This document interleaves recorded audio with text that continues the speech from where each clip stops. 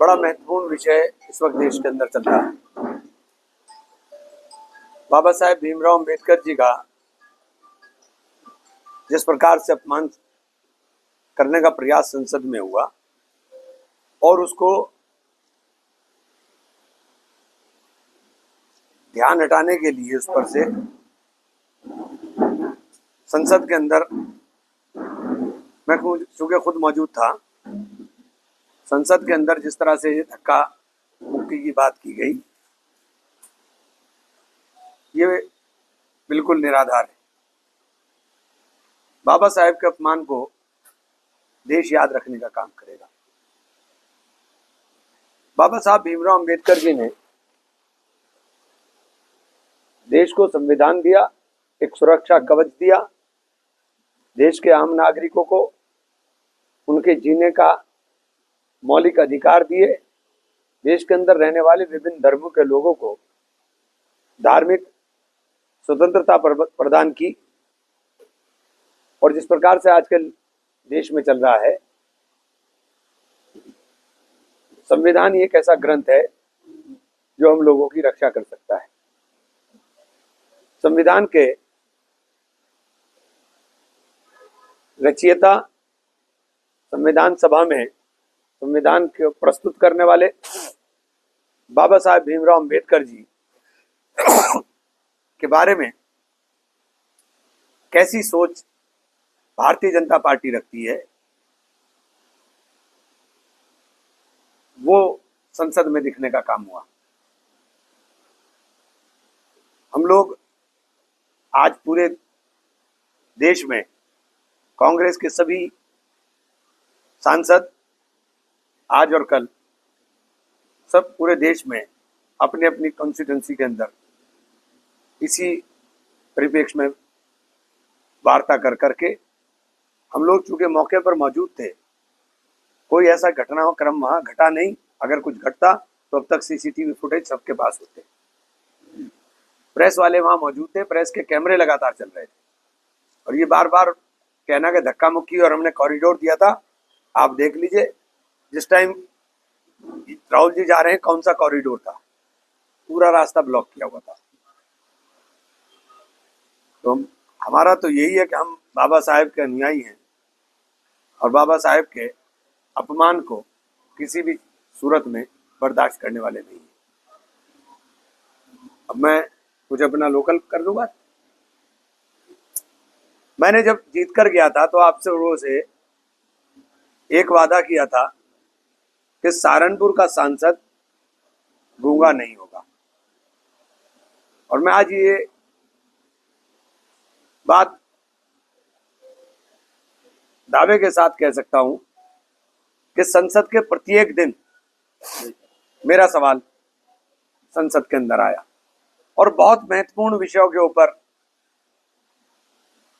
मेरे सवाल आए, जिसमें सबसे महत्वपूर्ण हमारे लिए सस्ता सुलभ न्याय उपलब्ध कराने के लिए जो बार बार कहा जाता है कि सरकारें कोशिश कर रही हैं,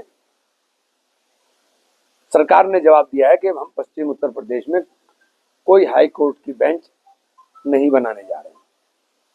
जो ये पश्चिम के लोगों के साथ एक बहुत बड़ा छल है, बहुत बड़ा धोखा है और पश्चिम के लोगों को उठकर के लिए इसके लिए संघर्ष करना चाहिए। लंबे टाइम से सैटरडे को स्ट्राइक हमारे अधिवक्तागण कर रहे हैं, लेकिन किसी के कान पे जूं नहीं रेंग रही। अब समय आ गया है कि पश्चिम के लोगों को अपने अधिकारों के लिए छोटे छोटे प्रदेश में 2-2 और 3-3 हाई कोर्ट की बेंच है।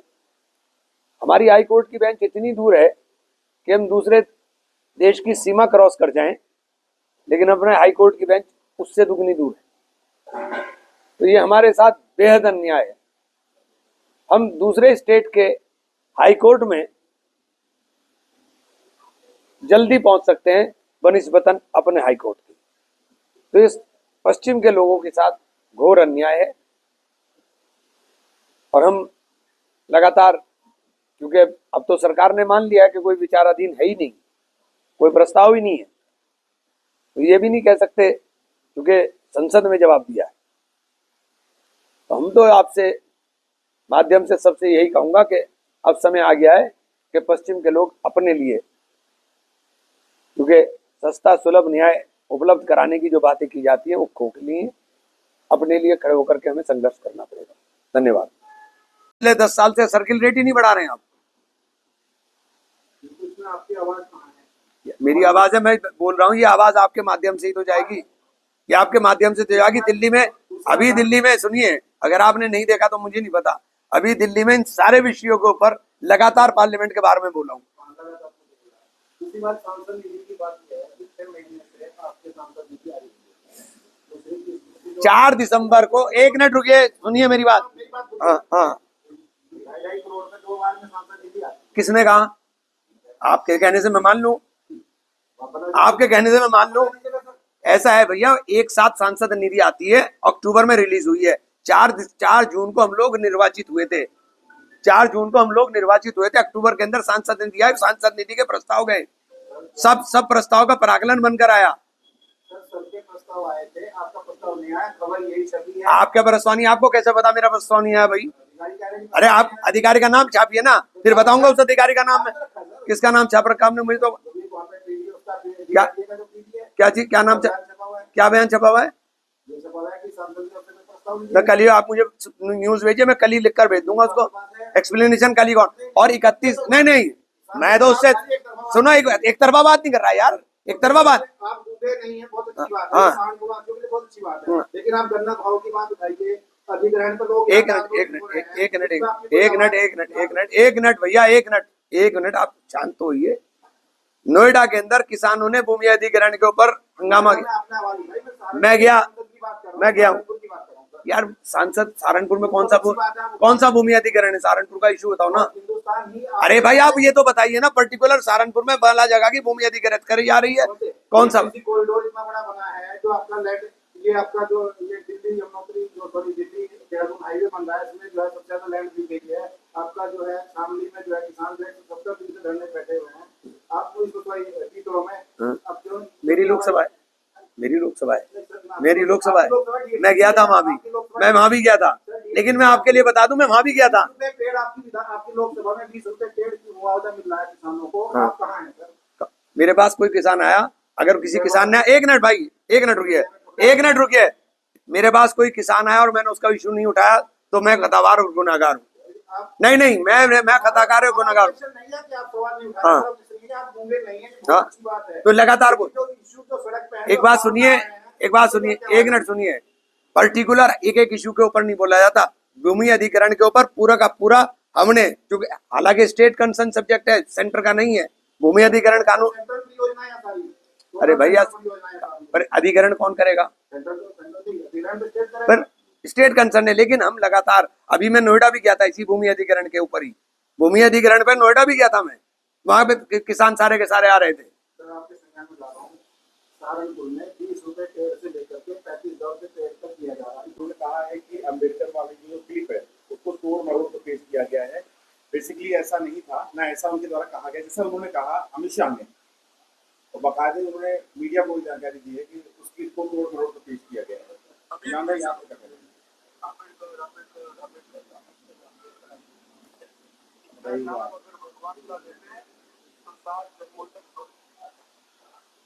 अब बताइए इसमें मैंने क्या तोड़ा मरोड़ा?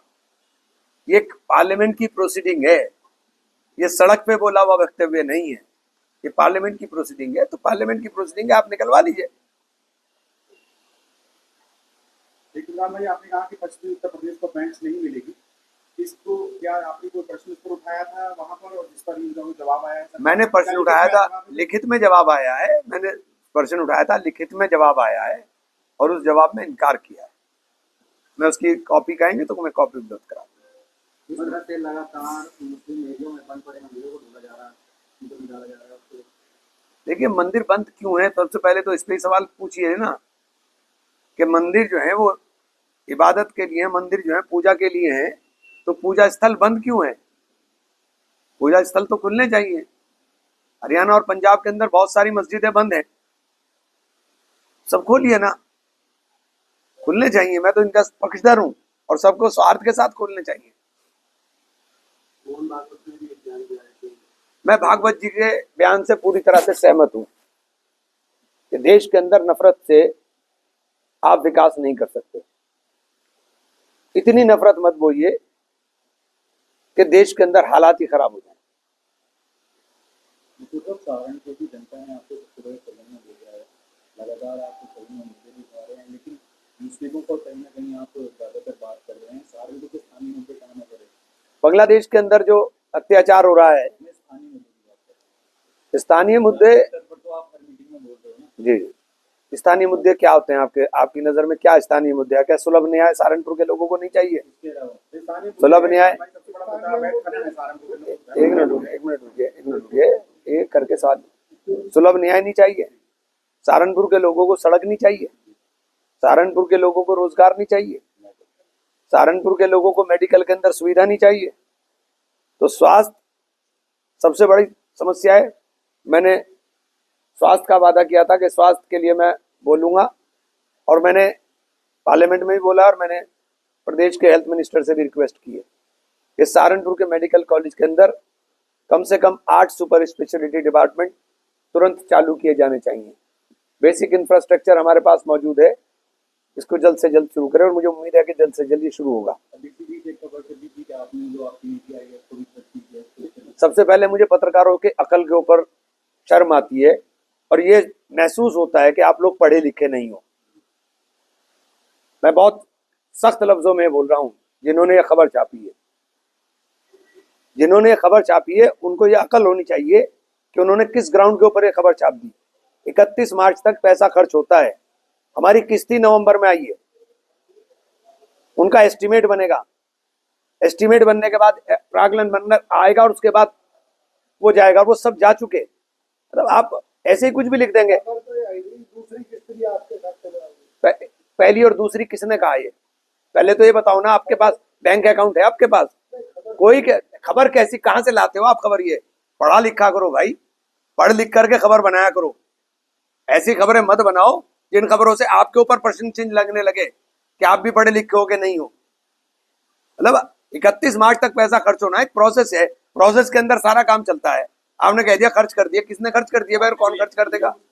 नहीं, मुझे क्या एक्शन लेना है? मुझे तो आपके ऊपर हंसी आ रही है बस, और क्या एक्शन लूंगा? इतना ही एक्शन मुझे इतनी हंसी आ रही है कि भैया अकल से काम करो, पढ़ लिख कर बात करो। भाई, आपने अवैध खनन को भी सवाल उठाया। ईडी लगातार छापेमारी सहारनपुर में कर रही है, अवैध खनन के सरकारी पट्टों पर भी उनकी नजर है ईडी की, और उसमें साबित हो चुका है कि यहाँ पर अवैध खनन चल रहा है, सरकार के राजस्व की बड़ी चोरी हो रही है। इस पर क्या कुछ सवाल आपने उठाया? देखिए, ये स्टेट कंसर्न है, ये नेशनल इशू नहीं है। ईडी जब आती है तो नेशनल इशू नहीं, स्टेट कंसर्न है। इसी ईडी जांच एजेंसी है, ईडी का काम जांच करना है। ईडी ये स्टेट कंसर्न सब्जेक्ट है। स्टेट कंसर्न सांसद है, आसपास के जो इलाके हैं, बेहट क्षेत्र के, मिर्जापुर क्षेत्र के, वहाँ पर बड़ी दिक्कतें हो रही है, लोगों को बहुत दिक्कतें हैं आने जाने में, वहाँ सड़कें खराब हैं।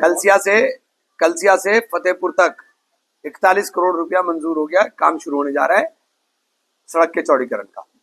वो मैं ही करा के लाऊं, सेंट्रल केंद्रीय निधि से होगा। सांसद जी, क्या आपकी बात से माने कि अवैध खनन जिले में नहीं हो रहा है? अवैध खनन नहीं हो रहा है? क्या सूरज रोशनी नहीं दे रहा है? क्या रात को अंधेरा नहीं हो रहा है? सारी दुनिया को दिखाई दे रहा है अवैध खनन हो रहा है। मुझे क्या दिखाई देगा? आपको सबको दिखाई दे रहा है अवैध खनन हो रहा है। एक्शन ले, ईडी अगर एक्शन ले रही है तो ले एक्शन, हम कौन सा मना करना किसको?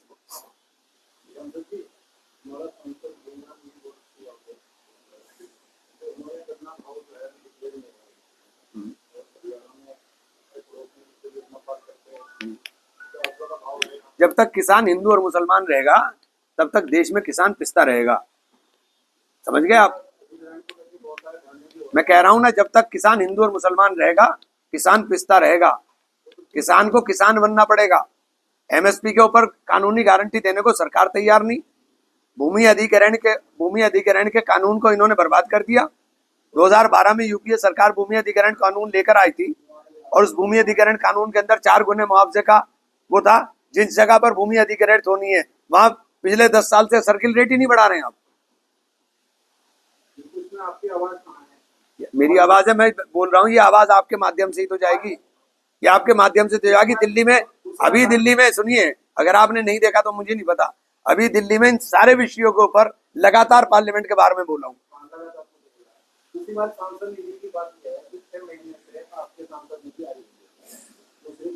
4 दिसंबर को, 1 मिनट रुकिए, सुनिए मेरी बात। हाँ हाँ, 2.5 करोड़ में 2 बार में सांसद निधि आती किसने कहा? आपके कहने से मैं मान लूं, आपके कहने से मैं मान लूं। ऐसा है भैया, एक साथ सांसद निधि आती है, अक्टूबर में रिलीज हुई है। संयम बरतना चाहिए, प्रशासन को भी संयम बरतना चाहिए और किसानों को भी कानून का ख्याल रखना चाहिए। मैं दोनों पक्षों से यही अपील करूंगा। किसानों को भी ये नहीं करना चाहिए भाई, हमारे देश में एक ये रिवाज है कि कानून तोड़ करके हम बड़े बनेंगे, ये नहीं होना चाहिए। कानून के सम्मत रह करके काम करिए ना, क्या दिक्कत है? प्रदर्शन करना, हम प्रदर्शन करेंगे, कानून के तरीके से करेंगे, कानून के दायरे में करेंगे।